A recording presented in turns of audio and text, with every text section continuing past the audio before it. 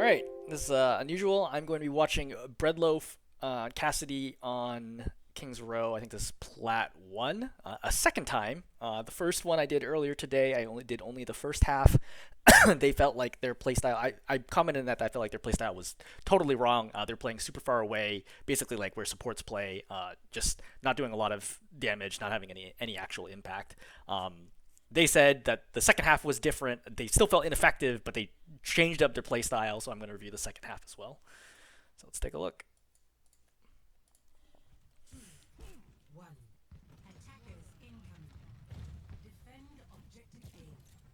I would not use roll. As I mentioned earlier, that's a common pattern I identified from the first half is you use roll way too liberally, and I think you should be very careful about it because you never know when you might have roll either to save yourself or to get a kill.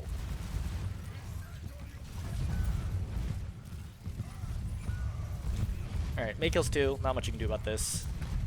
You can just kind of farm ulti, get a pick if somebody's really out of position. Again, I don't think you need to roll there. I don't think you're actually in any danger. Definitely go for the May here. Right? May can die in two headshots, so.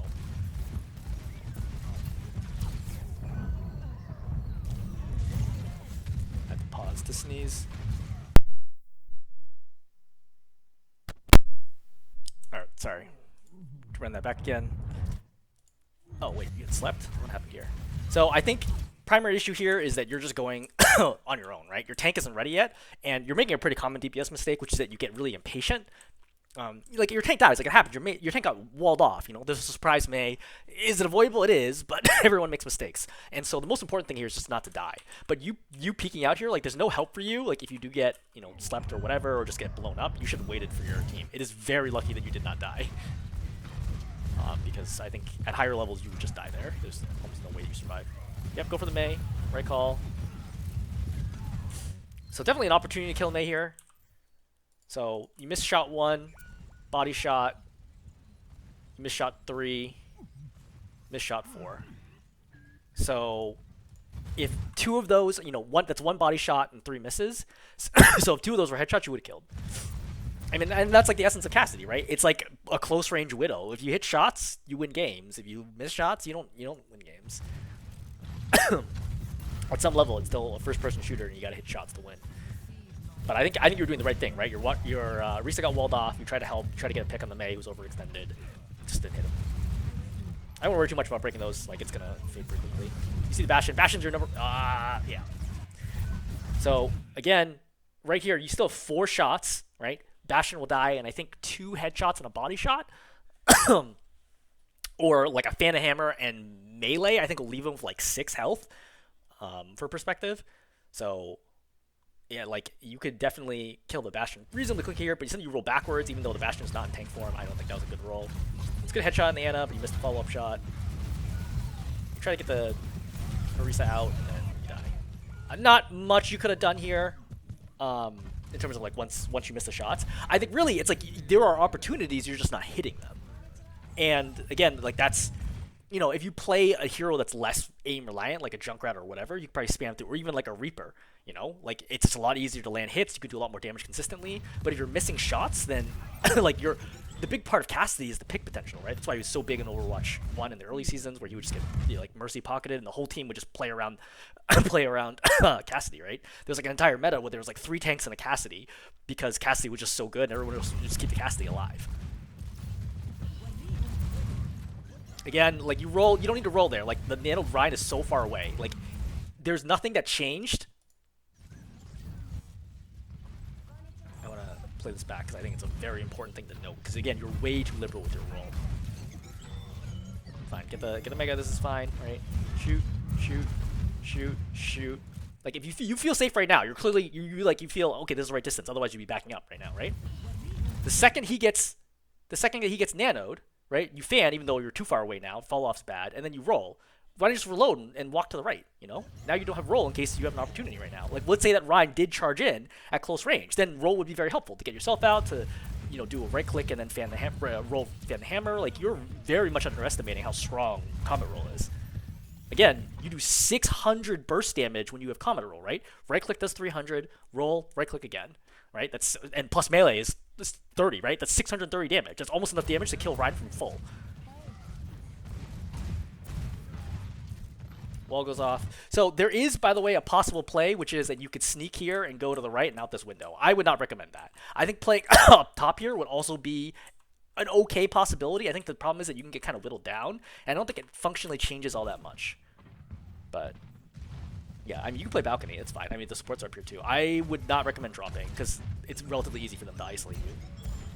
Right? Good shots on the Ana, right? So when something like that happens, you're like, okay, I have an advantage, and think about how to push that advantage, you know? Like, start shooting the Ryan from this position, for example, and then the Orisa will see that the Ryan is shielding in the corner and recognize and hear the fact that you're on the flank, and the Orisa can react to that. Yep. Oh, see? Like, that's like the moment where you could easily kill him, right? If you just roll in there, right, or hit, like, one more shot. 1, 2...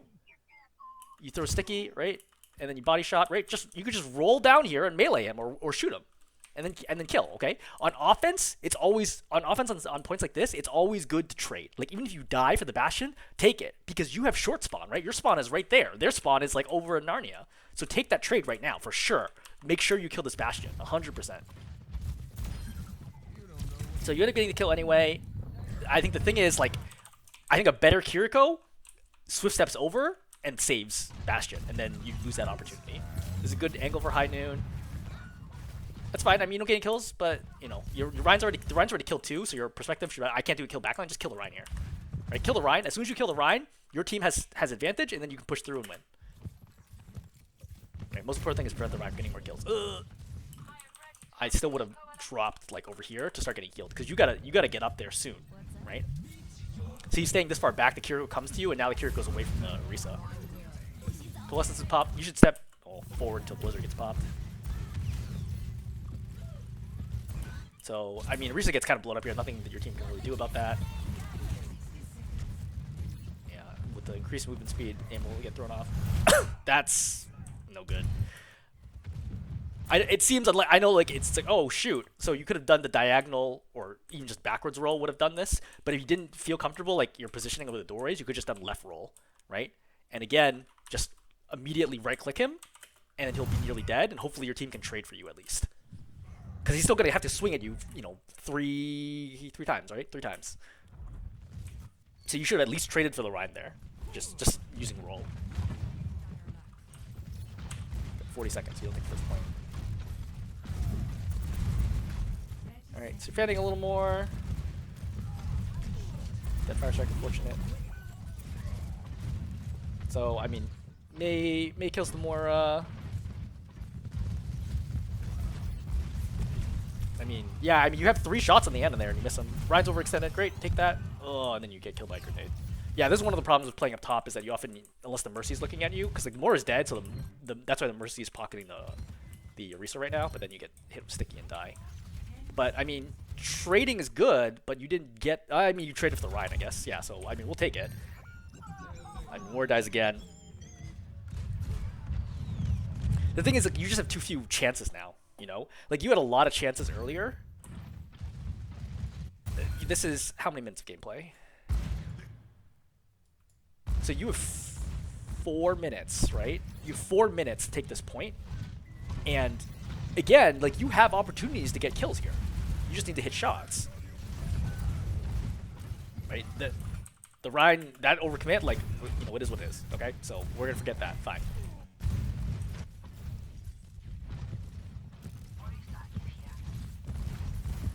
I would not wide swing this, right? This is where you get slept, I think. Yeah, you should be dead here.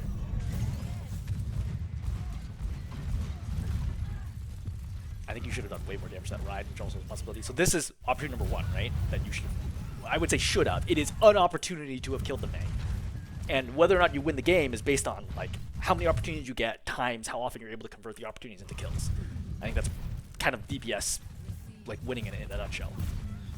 I would say that's another opportunity to have gotten a kill, right? You got 3 shots in on somebody who was like straight ahead, no cover. I think that's definitely, with no fall off damage, that's definitely an opportunity to get a kill. So that's 2 opportunities.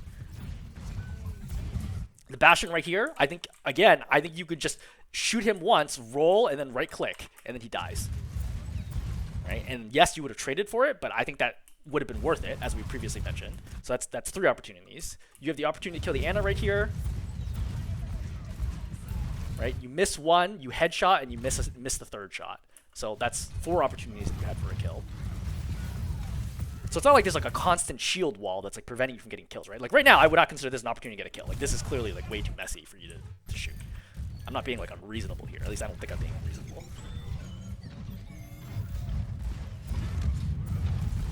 You should really headshot tanks more. Get used to headshotting tanks all the time. I think in general, you just don't headshot enough. So when the Rein comes in here, you had the opportunity, by the way, to stop this push by just high nooning. If you just high nooned and stepped here, what's the Rein gonna do?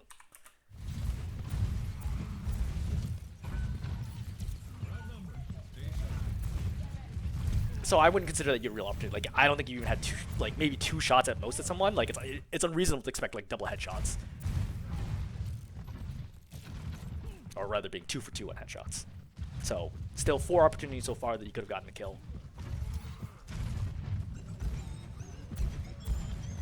And that's 2 shots, but you know, like I said, I think it's only 2 shots. I'm not gonna say that you should land it. So I would consider this opportunity number 5 because of how long it took you to get this kill. I think you should have just killed right away. But because I think it affects the timing, right, of like what they could possibly do out of it. So I think you also fire this a moment too slow. Yeah, right? Because you could have popped it there, killed the Ana. It's tough though with the timing. Definitely definitely close. I mean, you basically pop it right at the same time. I mean, she got to go in time.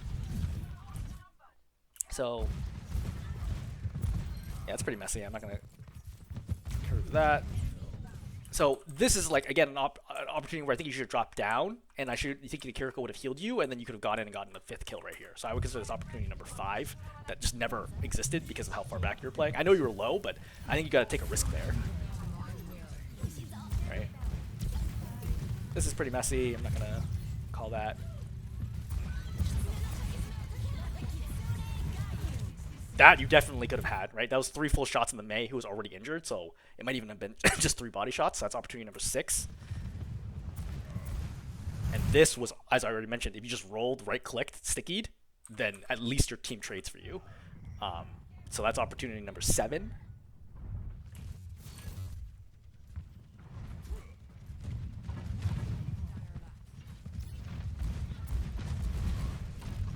I don't think you get a good one after this.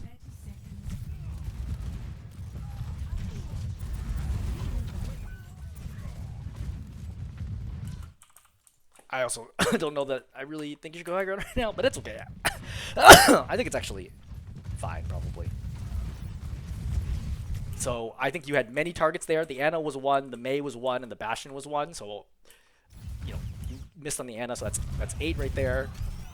Rein dies, you get stuck here, and then I think the game's over. So you had, let's say, 8, maybe disagree with a couple of them, like plus or minus 2 opportunities to get a kill there, and you were 0 for 8.